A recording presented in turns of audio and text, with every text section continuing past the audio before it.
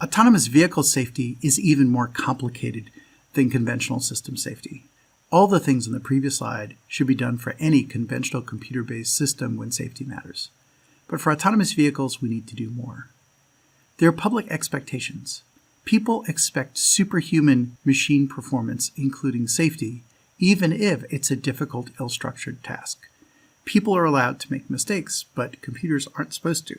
Now, anyone who's worked with computers know that computers aren't perfect, but the default expectation is if something goes wrong with the computer, we need someone to blame because computers aren't supposed to have problems.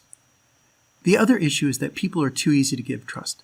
They may sit in a robotaxi and everything looks fine and safe and boring for 5 or 10 miles, and they decide it's safe. And then you get a big backlash if something happens on mile 11. Well, those numbers are far too low to establish trust in a system, but this is how people behave. So there's always the risk that if a system is generally well behaved for a short period of time, people overtrust it and feel like the trust has been breached when something bad happens later. Beyond that, there are substantial technical challenges. Machine learning safety is still a work in progress. All the hype you hear and all the autonomous vehicle companies pushing to put things on the road might make you think that it's just around the corner, maybe this year, maybe next. But in fact, understanding safety for machine learning is very much a work in progress. And no matter what you hear, it will probably take longer than what people said for this to be an at-scale safe technology. There's another technical challenge, which is that you're trying to use an inherently statistical approach to deal with high-severity rare events. The issue is statistical approaches struggle to make claims of things involving 99.8 more nines after the decimal type of events, which is what you end up with life-critical safety. Possibly the biggest issue is the historical industry culture clash operating across multiple different types of stakeholders who have to work together to get autonomous vehicles on the road.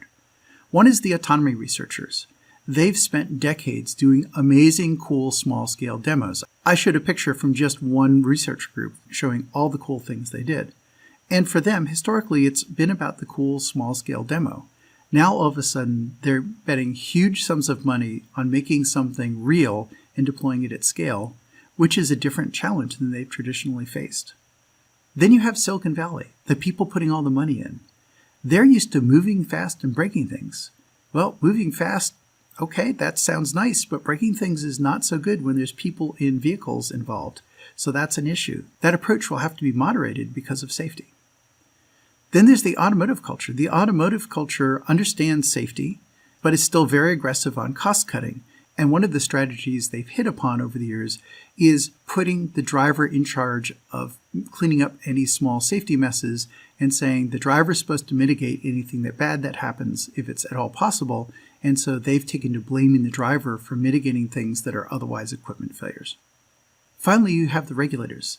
The regulations today are very test-centric. Take a car out on the road. If it seems to behave okay, then it must be safe. And that no longer works in the era of software, but the regulators haven't changed. They generally have weak digital safety expertise that is changing slowly, but the regulatory world still behaves as if cars were mostly mechanical and electrical components and has comparatively little experience at dealing with computer-based system safety issues and in particular with software.